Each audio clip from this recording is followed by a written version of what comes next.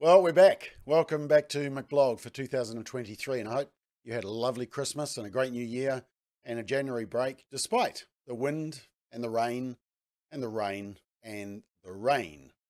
Well, there's lots to talk about over the next couple of weeks as I highlight some important news items from the end of last year and over January.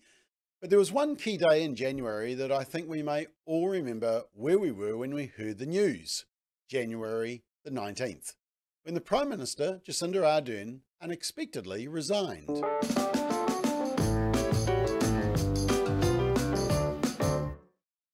So do you remember last year when Roe v. Wade, the tragic case which had legalised and normalised abortion in the US and perhaps the world over 50 years ago, it was overturned by the US Supreme Court. It was a good day, a really good day. And this expression became synonymous with the day because a National MP put this image on his social media post and the leader of his party asked him to take it down, despite the issue being and having always been a conscience vote.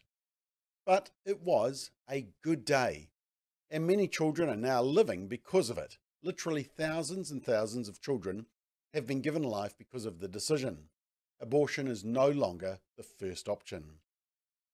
In my view, January 19th, 2023 was also a good day.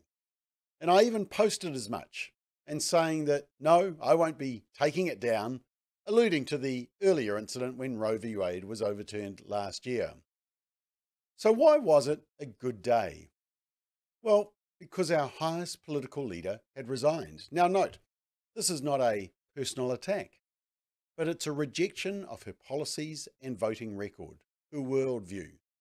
A political leader who has championed and voted for radical social engineering. Here's her voting record on some key issues.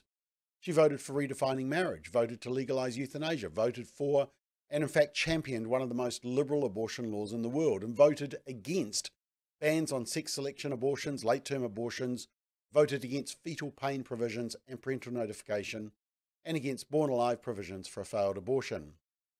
A political leader who voted to legalise cannabis, supported the removal of biology from our birth certificates, and voted for the conversion therapy ban, which criminalises counselling and support for people who experience unwanted same-sex attraction or gender dysphoria. And it criminalises the discussion and practice of alternatives to hormone surgery and confusion, a law which is especially dangerous for loving parents of confused young people and for religious groups teaching their religion. She opposed raising the drinking age, opposed a ban on street prostitution. In fact, the only good vote that we identified was a continued ban on Easter trading. But the best part, in my view, of the Prime Minister's resignation speech in January was this bit. I'm looking forward to spending time with my family once again. Arguably, they're the ones that have sacrificed the most out of all of us. And so to Neve, Mum is looking forward to being there when you start school this year. And to Clark, let's finally get married. Yep, and we published this Family Matters episode back in May 2021. It's even more relevant now, and we said, quote, "It's official. Wedding bells will be ringing soon for our Prime Minister. We should celebrate this announcement both for the couple and their daughter, but also because it sends an important societal message. Marriage still matters." You know, we wish the Prime Minister, well, now the ex-Prime Minister, all the best in her family and married life. And I repeat, this is not a personal attack. It's a rejection of her policies and voting record as a political leader of our country. We need to call political leaders to account when their policies harm New Zealand society. And in terms of political leadership and the policies that she was championing and her voting record, her resignation was welcome news. Very welcome. I make no apology for saying that. In fact, let me be even more blunt. If a political candidate will not recognise the fundamental right to life of an unborn human being, why would we trust them with many other important issues that they will have to make decisions on? The right to live is a foundational issue. Every other issue, housing, poverty, cost of living, mental health, education, care of the elderly and vulnerable, etc., relies on living. We must elect leaders willing to protect life. That's real kindness. And it's time we stopped turning a blind eye to the great social injustice of abortion. And Jacinda Ardern championed our extreme abortion law. In fact, she said it herself. There have been issues where I have taken very strong positions on things that are quite personal. Euthanasia, I've always been consistent on. Abortion law, not only did I take a position, I pursued it and changed the law in Parliament. So let me repeat, January the 19th was a good day. And we have a new Prime Minister, Chris Hipkins. But if you thought that the radical social agenda would pause or would reset Labour to the right, as some political commentators have laughingly tried to claim, you just need to see Chris Hipkins' voting record to see how misleading that narrative is. Let me show you Chris Hipkins' record beside Jacinda Ardern's. Spot the difference? No, there is none.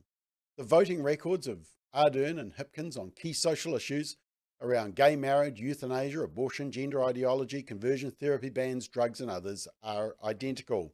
In fact, one of the greatest concerns with the new Prime Minister is that he was previously the Minister of Education, where flawed and harmful ideology is being rammed into schools, such as critical theory, a rewriting of New Zealand history, gender ideology policies, and an explicit sexuality curriculum. So as you can see, the work and voice of Family First is just as important as it was when Jacinda Ardern was Prime Minister, perhaps even more so now. It's business as usual. Just one other key point. Our concerns are not targeted at the policies and voting record of just one political party. This is not an attack on just Labour, as some might think. In fact, we have consistently critiqued all parties since 2007 on their social policies as they affect families. You can see our resource that we published at the last election here on valueyourvote.nz. But how does the voting record of the leader and deputy leader of the two major parties compare? We compared Chris Hipkins, the new Prime Minister, and his new deputy, Carmel Sepuloni, with national leader Chris Luxon and deputy Nicola Willis. Once again, there's not a huge amount of difference, especially on the more recent examples of social engineering such as gender ideology and birth certificates, conversion therapy bans and abortion safe zones. And Christopher Luxon, he's made some good comments on legalising cannabis and euthanasia. He opposes both. He also says he's pro-life on the abortion issue. Great. And when he was first appointed, when asked to confirm if abortion is tantamount to murder, he said, quote, "That's what a pro-life position is," end quote. Correct. But sadly, he says that if he becomes Prime Minister, he won't touch the law. Once again, national. We're not revisiting or relitigating abortion law in New Zealand. Simon O'Connor. Yeah, I mean, that is a tragic statement to make. No law should be off the table, especially such a radical and liberal law that we have that allows late-term abortion, sex selection, and that ignores fetal pain and born-alive situations for a failed abortion. Ironically, I saw an interview last week with the new Prime Minister Chris Hipkins where he was asked about an issue, and he said, and I quote, you can see there, one of the things I've always tried to do in politics, he said, is not play the rule in, rule out game because events change things and governments need to adapt and respond, end quote. And he is exactly right. For the leader of the opposition and potentially the next Prime Minister, Christopher Luxon, to say we're not touching New Zealand's extreme abortion law, that's not a pro-life position. As I said earlier, if a politician doesn't protect our most vulnerable, the unborn, and if they won't acknowledge biology and our biology as male or female, if they don't get a pass mark on such fundamental issues, why would you trust them on other issues? So, despite the resignation of one Prime Minister and the appointment of a new one, the urgency of our work hasn't changed one bit. We'll continue calling both major parties, calling actually all political parties to account on fundamental issues of truth and life. Sitting on the fence in the culture is no longer an option. It's time to stand. And that's why we're very grateful for your support.